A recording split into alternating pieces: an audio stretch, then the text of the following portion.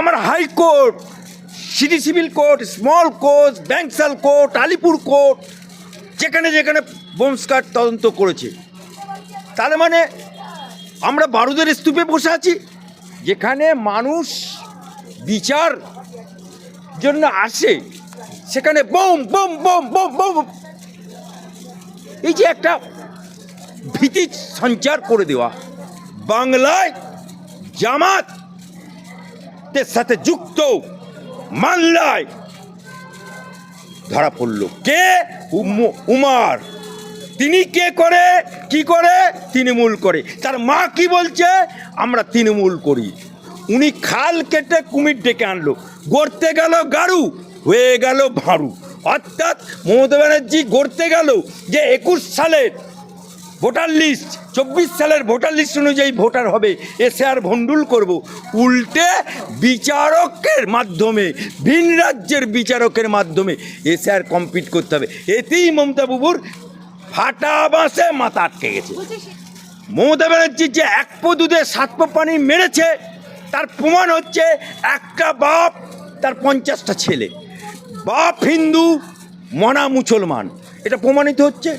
মমতা ব্যানার্জিকেও জেলে যেতে হবে। কোনো প্রশাসনের আটকাবার ক্ষমতা নেই। তারা যত ছটকাবে, তারা যত লটকাবে, তত 356 ধারা এগিয়ে আসছে। সাদা খাতা জমা দিয়ে চাকরি মুড়ি আর মিছরি এক করে দিয়েছে বলে ওরা ফ্রেশ আর নন ফ্রেশ আলাদা করতে পারেনি। ঠিক একই কায়দায় এসআরেও উনি লাস্টে যখন এসআর 98% কমপ্লিট, তখন উনি নটঙ্কি করতে গেল কালো কাঠ গড়ে দিয়ে। তৃণমূলের ছক কি মাওবাদীদের ছক? কার ছক? এটা উপরালাই বলতে পারবে। আর একটা বলতে পারবে সিবিআই বা বোম স্কোয়াড যারা তদন্ত করে গেল। যেমন ধরুন আমার সিটি সিভিল কোর্টে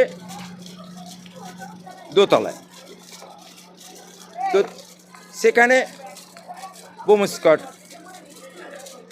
খুঁজলো তন্ন তন্ন করে। আমার হাইকোর্টে তন্ন তন্ন করে খুঁজল, ব্যাংসাল কোর্টে তন্ন তন্ন। এই যে একটা বিচার, যেখানে মানুষ বিচার জন্য আসে, সেখানে bomb bomb bomb bomb bomb. এই যে একটা ভীতি সঞ্চার, এ যারাই করেছে আর যেভাবেই হয়েছে, এটা আমি সম্পূর্ণ এর বিরোধিতা করছি। এবং পশ্চিম বাংলায় মমতা সরকার এবং পশ্চিম বাংলাবাসী এবং আমার high court, city civil court, small court, Bankshall court, Alipore court, যেখানে যেখানে বমস্কার তদন্ত করেছে। তার মানে আমরা বারুদের স্তূপে বসে আছি। এর জন্য দায়ী কে? আইন শৃঙ্খলা দেখার দায়িত্ব কার? মমতা সরকারের। স্বরাষ্ট্রমন্ত্রী কে? মমতা ব্যানার্জি। মুখ্যমন্ত্রী কে? মমতা ব্যানার্জি। আইনমন্ত্রী কে?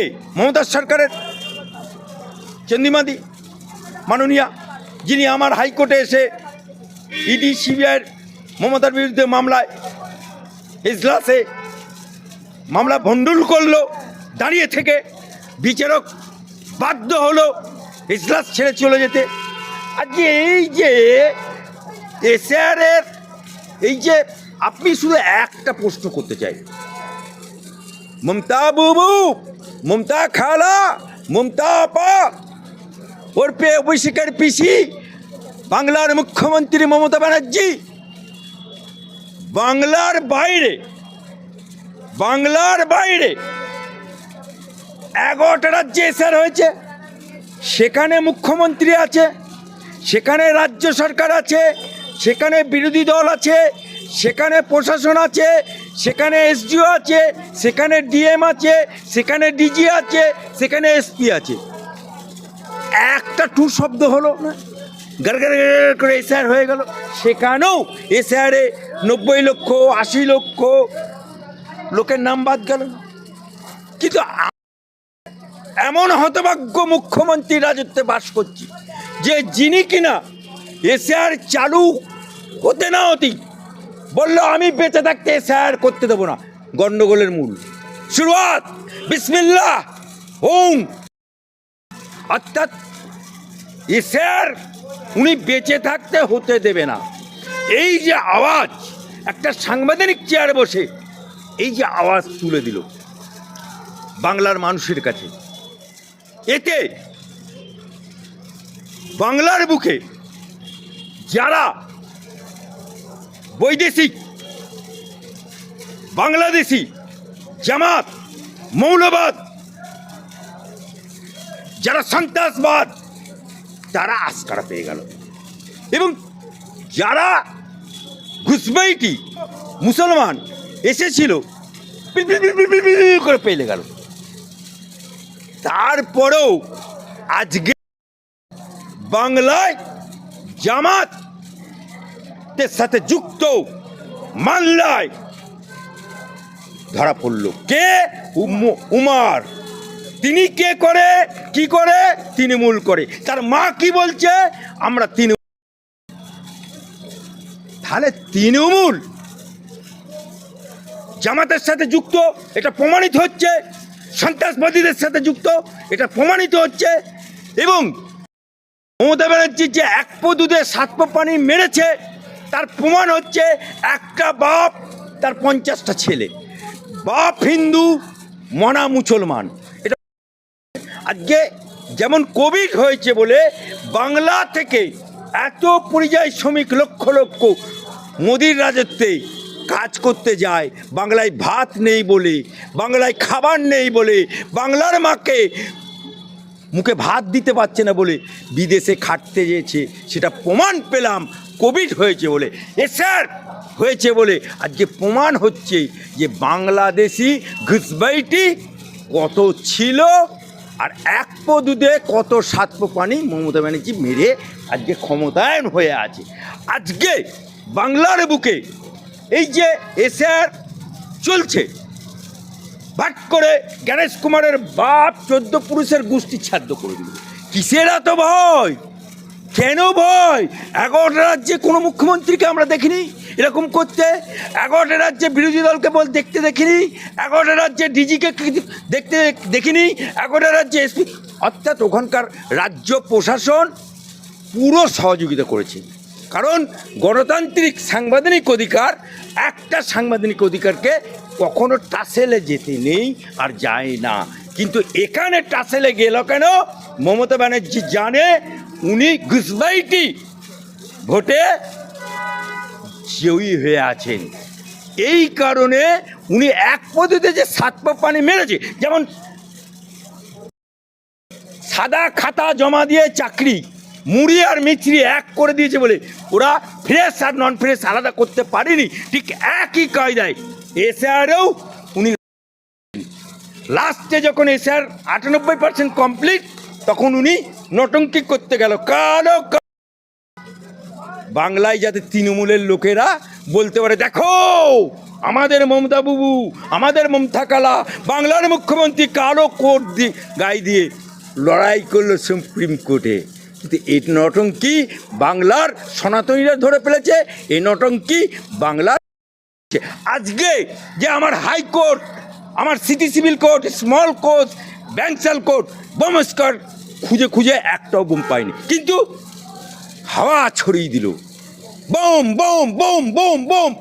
যেখানে আমার হাইকোর্টের বিচারালয়ে জাস্টিস সুব্রা ঘোষের এজলাসে বাংলার মন্ত্রী মাননীয়া চন্দ্রিমা ভট্টাচার্য দাঁড়িয়ে থেকে এজলাসকে ভণ্ডুল করে দিতে পারে এই ডিসিবির বিরুদ্ধে, সেই মামলা চলে গেল এখন সুপ্রিম কোর্টে, যেখানে একজন বিচারপতির এজলাস ভণ্ডুল করতে পারে তৃণমূলের মন্ত্রী দাঁড়িয়ে থেকে, তৃণমূলের লার্নেড ফ্রেন্ডরা।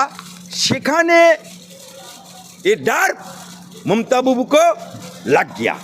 কারণ বাংলার বুকে হিসেব করে দেখুন 21 সালের আঁকড়া 5 to 7% হিন্দু ভোট পেয়েছে, বাকি সব ঘুষবাইটি আর মুসলমানের ভোটে জিতেছে। কিন্তু এবারে ঘুষবাইটি নিরীহ মুসলমানরা পালিয়ে গেছে। যারা দাগি মুসলমান, যারা মমতা বাবুর পা চাটছে, যারা জাল্লাদ মুসলমান, ওপার বাংলা থেকে জেহাদি মুসলমান, তারা কিন্তু এখনও আছে। তাদেরকে দিয়ে এখন এসআর সুপ্রিম কোর্ট আদেশ দিয়েছে, ওই যে একটা বাংলায় কথা আছে না, আজা মেরে আঙ্গন মে তেরা কেয়া কাম হয়। উনি খাল কেটে কুমির ডেকে আনলো, গড়তে গেল গাড়ু, হয়ে গেল ভাঁড়ু। অর্থাৎ মমতা ব্যানার্জি গড়তে গেল যে 21 সালের ভোটার লিস্ট 24 সালের ভোটার লিস্ট অনুযায়ী ভোটার হবে, এসআর ভণ্ডুল করব। উল্টে বিচারকের মাধ্যমে, ভিন রাজ্যের বিচারকের মাধ্যমে এসআর কমপ্লিট করতে হবে। এতেই মমতা বাবুর ফাটা বাঁশে মাথা আটকে গেছে। দেখুন ডিজিপি, মুখ্য সচিব নন্দিনী চক্রবর্তী মহাশয়া, এরা একটা সাংবিধানিক চেয়ারে বসে আছে এবং সরকারের ঊর্ধ্বতন কর্তৃপক্ষ, যাদের প্রতি মানুষের আস্থা থাকে, যাদের প্রতি সমগ্র বাংলাবাসীর আস্থা, তারাই আজকে মমতা বাবুর আচ্ছাদনে আছে। তা নাহলে জ্ঞানেশ কুমারকে অত বড় গাল দেয়, তা নাহলে একজন ডিজিকে আড়াল করার জন্য আঁচল দিয়ে আটকে রাখতে যায়। আজকে ডিজির মতো লোককে তলব করতে হয় সুপ্রিম কোর্টে বা নির্বাচন কমিশন, তা নাহলে সাসপেন্ড করতে হয়। এই যে এখানকার প্রশাসন বা লোয়ার কোর্টের বিচারক, আমি একটা এক্সাম্পল দিচ্ছি, লেট মি ফিনিশ।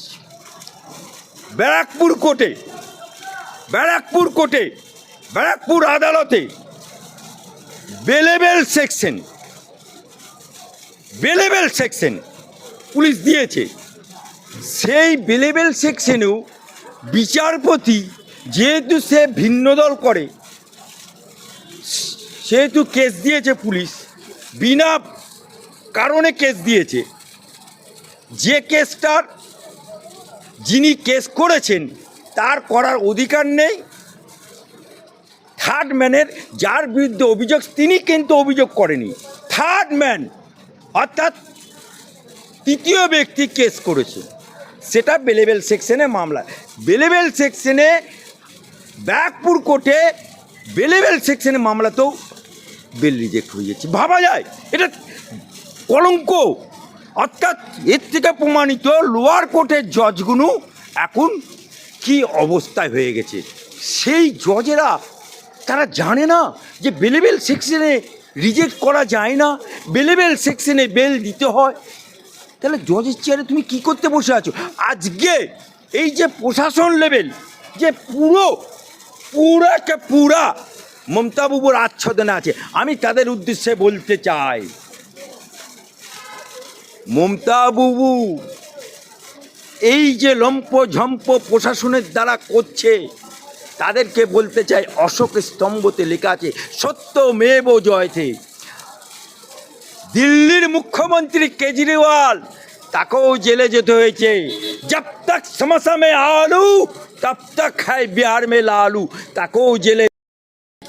মমতা ব্যানার্জিকেও জেলে যেতে হবে কোনো প্রশাসনের আটকাবার। আর যারা এখনো পর্যন্ত ভারতবর্ষের সংবিধান, ভারতবর্ষের আইএস, ভারতবর্ষের আইপিএস পাস করে যারা সংবিধানের চেয়ারে বসে দালাই লামা করছে, প্রত্যেকের নাম কিন্তু লাল ডায়েরিতে উঠে পড়েছে নির্বাচন কমিশনে। তারা যত ছটকাবে, তারা যত লটকাবে, তত 356 ধারা এগিয়ে আসছে।